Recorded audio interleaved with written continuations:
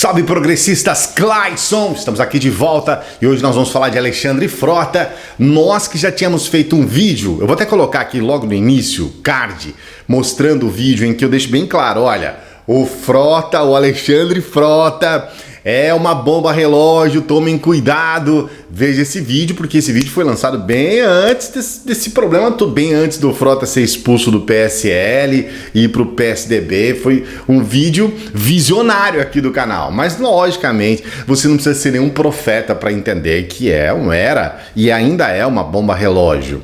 Mas nessa última entrevista com o Catraca Livre, o Frota deixa entender que o Bolsonaro tem um problema psicológico. Nós vamos fazer um comentário a respeito disso, uma reflexão, mas só que antes eu peço para que você dê o joinha aqui no vídeo. Você que sempre acompanha o nosso canal, já sabe como é que é o nosso trabalho, não se esqueça desse joinha. Você não é inscrito ainda? Esse é o momento, se inscreva no canal, precisamos da sua inscrição aqui. Agradecendo a todos que estão chegando aí, muitas pessoas se inscrevendo aqui no canal, sejam todos bem-vindos. E se você já é inscrito, não se esqueça, tem que ativar o bendito sininho, tem que colocar o badalo. Olha só, a declaração eu vou trazer aqui para você, segundo o Frota, que, como eu disse, foi expulso do PSL. O fato do Bolsonaro ter um problema psicológico explicaria várias atitudes estranhas e desequilibradas do presidente, que tem como hábito criar inimigos imaginários, o que em psicologia se chama síndrome paranoide. Olha, o Frota é um cara que em pouco tempo, não vai demorar muito, em pouco tempo ele vai começar a trazer revelações sobre o PSL, que deve ter muita coisa nesse partido. A gente já viu aí, por exemplo, no estado de Minas Gerais, aquela coisa com os votos, né, com dinheiro, com os votos femininos, na verdade com as candidaturas das mulheres que recebiam por fora e depois pegava uma outra graninha por aqui, uma falcatrua aqui, outra ali, o tal laranjismo que é a regra, né, no governo Bolsonaro. A gente já viu que o PSL tem realmente uma série de problemas aí, tem as suas feridas para lamber. Só que o momento agora não é para jogar realmente a merdinha no ventilador. Não é o momento. Primeiro porque nós estamos com 9 meses de governo e, claro, ainda há muitas pessoas que estão pagando para ver. É ainda recente. Muitas pessoas que votaram no Bolsonaro querem saber, poxa, calma, vamos ver o que vai acontecer, vamos esperar, tá? Nós tivemos aí não sei quantos anos da esquerda no poder, não vai ser com 8 meses que vai resolver, com 9 meses. Então já tem um discurso, já tem aí o antídoto, como a gente fala aqui, para as críticas. Então realmente não é o momento. A política é isso, ela tem o momento certo para as coisas. Então vamos segurar. Por outro lado, parece bem claro, bem nítido, que essa, digamos assim, essa missão de minar aos poucos o Bolsonaro e em contrapartida a própria família do Bolsonaro, ela tá meio ali para outros grupos. A gente vê o Kim Kataguiri do MBL com críticas muito pesadas em torno do Eduardo Bolsonaro. A briga deles está realmente figadal, como se diria, né? A coisa tá uma maravilha. O Kim chamando, o Kim, cara, o menino chamando Eduardo de moleque. Então as coisas realmente ainda, pelo menos por enquanto, parece que já estão um tanto quanto divididas. O PSDB se retrai nesse momento, especialmente porque há esse plano do Dória de se colocar como candidato. Ele já se colocou, já parece bem claro que nós temos aí um candidato à presidência, né, na figura do Dória, e agora não é o momento para você entrar diretamente em conflito, porque a gente sabe que o Bolsonaro ele tem essa estratégia, que é uma estratégia, como já dissemos aqui, é uma estratégia de guerrilha digital, de sempre atacar. Então, a qualquer movimento, a qualquer coisa que ocorre, vem o Bolsonaro com o murro na cara. Então a gente viu aí essa declaração do Bolsonaro falando a respeito do Huck, né, do Luciano Huck, e também do Dória, dizendo que eles mamaram no PT em relação aos jatinhos que eles compraram com o BNDES. É claro que a gente tem que deixar bem evidenciado aqui, não tem nada de criminoso nisso, eles fizeram tudo dentro da lei, tanto que o próprio Bolsonaro deu uma pequena recuadinha dizendo, olha, é dentro da lei, mas a questão é o juro, porque o povão, né, paga um juro muito maior em relação a isso, mas tá tudo dentro da lei, é tudo previsível, digamos assim. Então, até certo ponto, vamos dizer assim, as fagulhas ainda não chegaram a ponto de tocar o fogo, de fazer um incêndio. E o Dória, assim como o próprio Alexandre Frota, eles precisam mostrar trabalho, né? Eu acho que o momento agora do Frota começar a elaborar um ou outro projeto que seja bem barulhento, que seja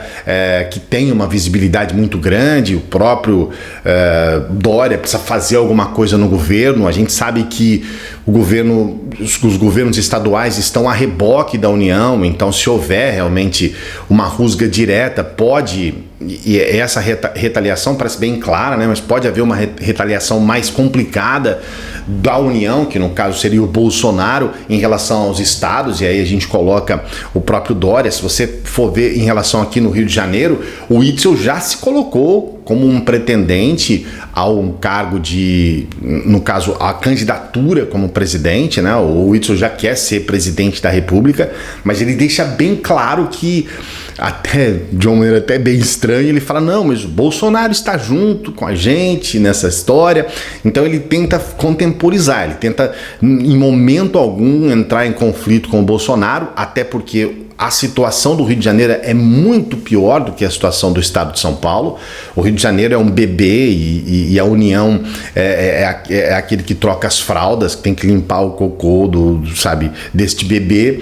É assim, o Rio de Janeiro é um paciente terminal e a UTI é a União. Então não dá, seria uma burrice tremenda, um tiro no pé sem tamanho, se o governador do Rio de Janeiro fosse indispor com o Bolsonaro, com a União. Isso é praticamente impensável em função exatamente de todas as dificuldades do Estado. E o Rio de Janeiro está em frangalhos, uma situação de penúria total em todos os aspectos. Você vai olhar a saúde, é um desastre. Você vai olhar a educação, tudo, cara. A estrutura do Estado, ela praticamente não existe. É um Estado que não tem condições de investir, mal tem condições de pagar os seus próprios funcionários. O funcionário público aqui no Rio de Janeiro, ele fica ali numa situação sem tamanho, porque não sabe para que lado vai, porque a qualquer momento ele pode ficar na mão, literalmente. Então, não dá. Agora, o estado de São Paulo tem uma situação um pouco melhor, já tem um pouco mais de autonomia, é um estado rico, com certeza, e pode, até certo ponto, surfar um pouquinho nessa onda de pré-campanha. A campanha 2022 já começou. Então, o que vai acontecer agora e qual é a conclusão que a gente tira dessa história toda? A aproximação do Alexandre Frota com o DEM, ela existe, ela é clara, e nós sabemos que o DEM também tem essa aproximação com o próprio PSDB. Tudo indica, a gente não sabe, imagina que absurdo afirmar isso agora, mas tudo indica que se os caciques do DEM, nós temos lá o ACM Neto e logicamente o Rodrigo, tudo indica que um desses caciques pode entrar como vice do Dória, muito provavelmente. Fala-se em fusão dos partidos, PSDB e DEM e alguns outros, mas principalmente esses dois. E caso não haja essa fusão, com certeza nós teremos uma chapa aí de Dória e talvez, muito provavelmente, Rodrigo Maia como vice. Uma boa chapa, porque o Rodrigo está construindo essa ideia de reformador, ele está trazendo para si as propostas de reforma, então ele já deixou bem claro para o povo, para a nação, que a reforma é dele e não do Bolsonaro. Já teve uma chiadeira enorme por parte do PSL, dos governistas, dos apoiadores do Bolsonaro, para tentar de alguma forma dizer que não, que isso não ocorre, que o Bolsonaro é o responsável pelas reformas. Mas a gente sabe que pelo menos nessa questão específica da reforma da Previdência, o Bolsonaro ele se colocou bem à parte não participou diretamente, muito pelo contrário, em alguns momentos ele demonstrava que não estava muito satisfeito com essa reforma. Ele já teve votações anteriores em que ele era contra a reforma, ele tem uma postura realmente contrária a isso.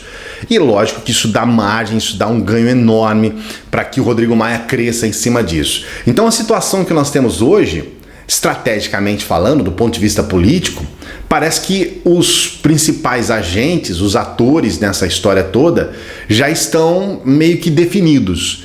É claro, é evidente que o Alexandre Frota, ele não vai se rebelar contra o PSDB, ele nem teria condições de fazer isso hoje, então ele vai pegar todos os seus cartuchos para se voltar contra o Bolsonaro. Isso, obviamente, vai fortalecer o Dória, que é o candidato absoluto do PSDB, apesar de a própria manutenção do Aécio Neves dentro do PSDB já demonstra claramente que o Dória não é absoluto lá dentro, ele não é, entre aspas, dono do PSDB, até é muito difícil que haja isso, porque o PSDB é um partido claramente rachado desde a sua criação, né?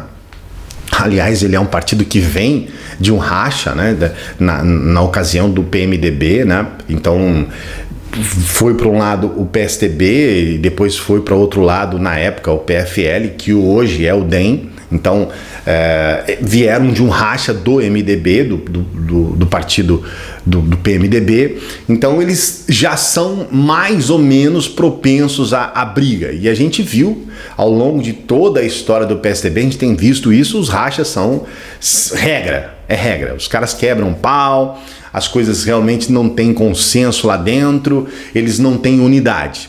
E claro, se eles verem que há uma viabilidade na candidatura do Dória, talvez se unam novamente em torno de um nome, assim como fizeram com o Fernando Henrique Cardoso, assim como tentaram fazer com o Serra, não deu tão certo, e assim como foi um desastre total com o Alckmin nessas últimas eleições, e que refletiu diretamente na votação. Então a gente via caciques do PSDB apoiando outros candidatos, a gente viu do ponto de vista municipal e estadual, caciques do PSDB que estavam apoiando o Bolsonaro, inclusive o Dória, inclusive o próprio Dória, né?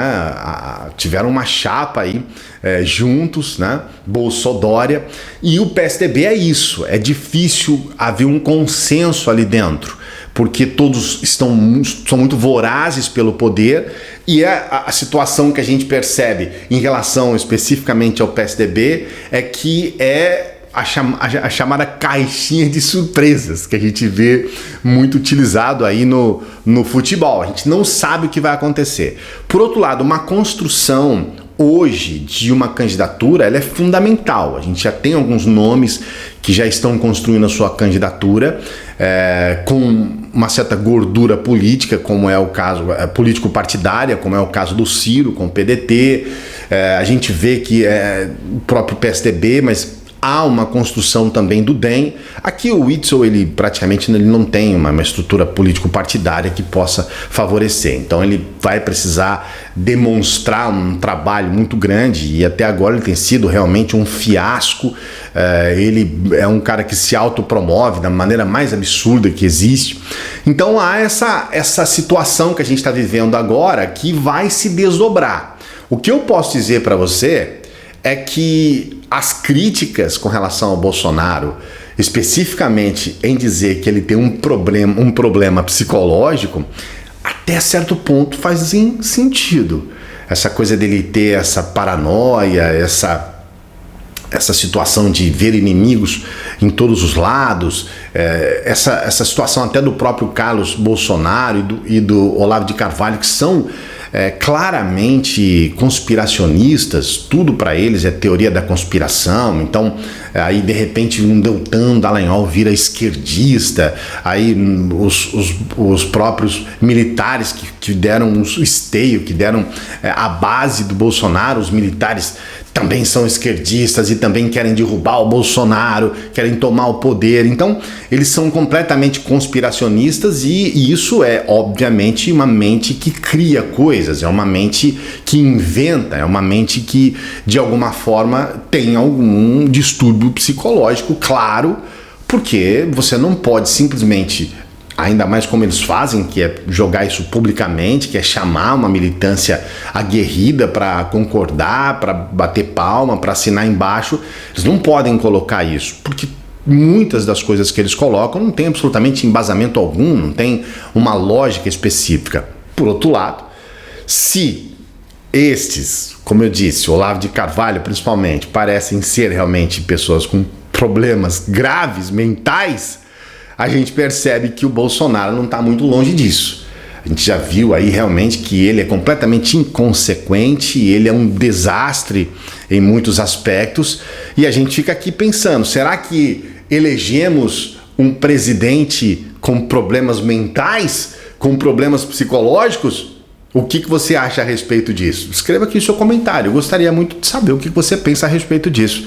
Escreva aqui, certo? Que a gente sempre lê todos os comentários no canal. Se você não é inscrito, é o momento de você se inscrever, se inscreva aqui no canal. Aqui tem vídeos quase todos os dias, aliás, eu estou gravando vídeo todos os dias aqui, numa sequência, então esteja junto com a gente, tá bom? E se você é inscrito, ative o sininho.